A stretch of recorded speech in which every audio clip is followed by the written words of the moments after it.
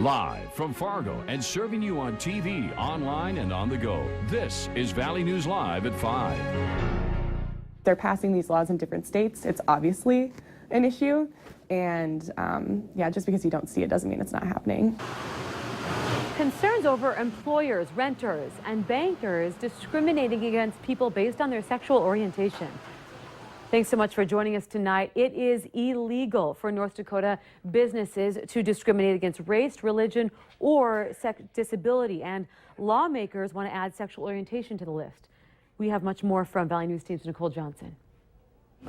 Any piece of our identity, no matter what it is, I feel like it deserves to be expressed. The mistreating of people based on sexual orientation, a topic of conversation on many campuses, including MSUM. If you discriminate based on gender and sexuality, for example, you're going to lose out on a lot of amazing people and their personal experiences. Sophomore Todd Richter says he's been judged himself. I am not heterosexual, for one, and I just think there's so many other things that people get discriminated. Being on a diverse campus, you see things, you see interactions, you see people being judged or comments, and that obviously translates into the real world. So your jobs and when you're getting an apartment or anything like that. The proponents for the measure believe that there is discrimination taking place today.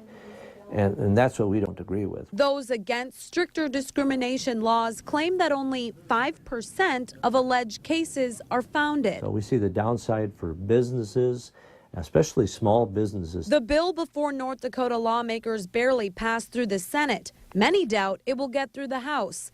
If it fails, some, like Richter, feel it would look bad for North Dakota. I've always looked forward to being able to be myself in my home state. I feel like that's been really difficult, and I feel like it's culture shock going back because I feel like it's not the safest place to really be open about who I am and my identity. Nicole Johnson, Valley News Live.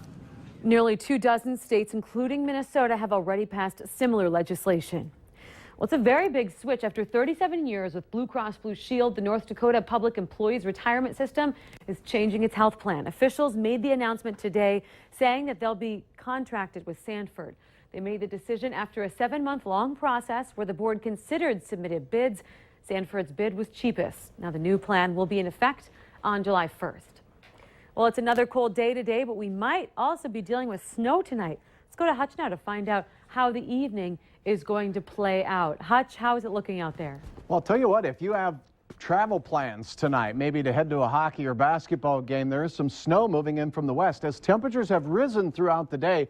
From our coldest morning of the year, as we mentioned, temperatures are rising into the teens right now and 20s west. But the blue you see there, some snow. From Ellendale to Jamestown, the radar shows it's snowing, although we're not getting reports of snowflakes reaching the ground. Likely, though, where you see the deep blue colors near Carrington, at least a chance for some light snow falling. Fargo's planner shows that this evening, temperatures will be steady to slowly rising as we go through the evening hours, and that south wind will bring us at least a chance for some snowflakes after the 8 o'clock hour, Stephanie. It doesn't look like this evening's travel or commute will be too impacted, but by morning, we could have some slippery streets. I'll have details on how much snow you can expect where, and more cold air to talk about, too. So the frigid and frosty facts in a few minutes.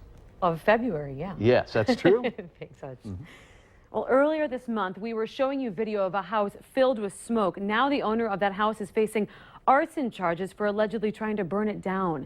Clay County deputies arrested 51-year-old John Luge yesterday. He's being held in the Clay County Jail awaiting formal charges.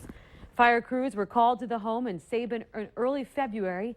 Investigators say the home was up for sale and being remodeled. They later determined the fire was set on purpose. Coming up tonight on Valley News Live at 6 o'clock, we have another follow-up story regarding a Thief River Falls whistleblower case that's turned into justice by social media.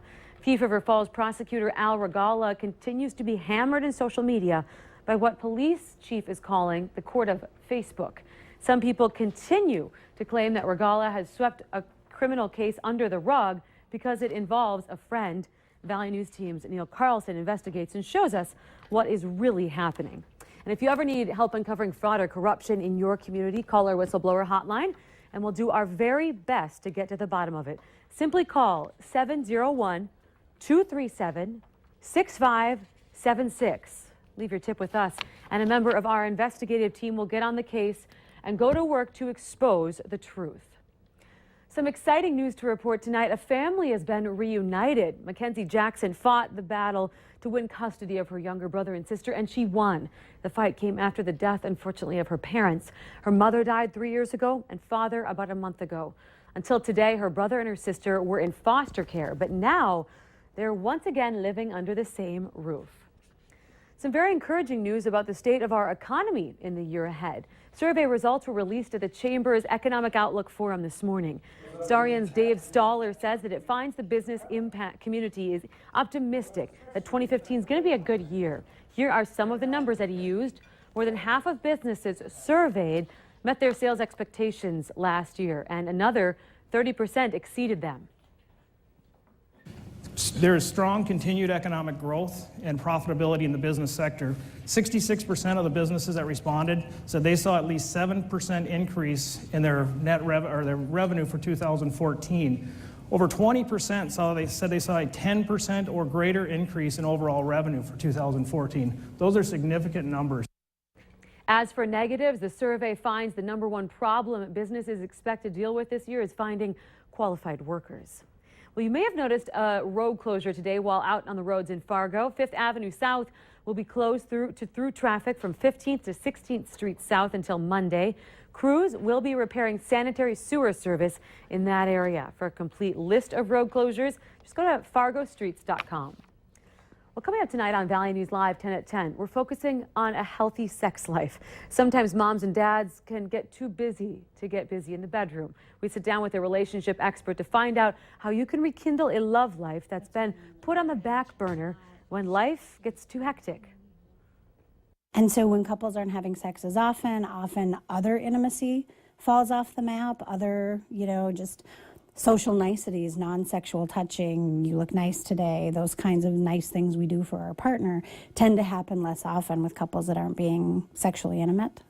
Tonight on Valley News Live 10 at 10, advice from Dr. Benson on how to reconnect and pause your schedule for a little alone time. A learning opportunity with a message today. Students at Washington Elementary School got to learn what it means to give back. The kids got to work with college students, adults with disabilities, and staff members from the Arc of Cass Play. They were creating fleece blankets and hand-decorated Easter cards. We've done everything from going to nursing homes. We have done many art activities like this.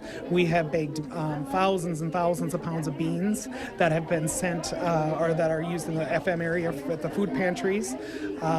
Just many things, anything that we can do to get the kids out of the box and understand that they need to be stewards of our community. The blankets will be donated to local Ronald McDonald houses, and the cards will be given to diners at the Salvation Army's community food program. Well, February is Heart Healthy Month, and although we're in the middle of the month, now is still a great time to start taking care of that old ticker. Swapping food like sweet potatoes for chips can be a very healthy alternative for nachos. Sanford dietitians say one way to start eating better is by cracking it down and cutting out that sodium. Doctors agree it's never too early to start protecting your heart. Starting to eat healthy, watching what you're eating, starting at a young age is a good idea to be doing just to protect your heart, to get those good habits in place too for the long run. For more recipes and tips for healthy eating, head to valleynewslive.com and look for this story. And after a healthy meal, there's a chance to hit the trails and get some exercise this weekend. Cross-country skiing is finally available at Viking Ship Park and MB Johnson Park. Both are going to be groomed for the weekend. However, no tracking will be done. Ski rentals are available for about $10. You can also go snowshoeing, and the rentals are $5. Still ahead for us at 5, how your child can get into national parks for free now. And the radar shows some snow pressing into the eastern third of North Dakota. We'll have some measurable snow across the valley, and I'll let you know how much coming up right after this.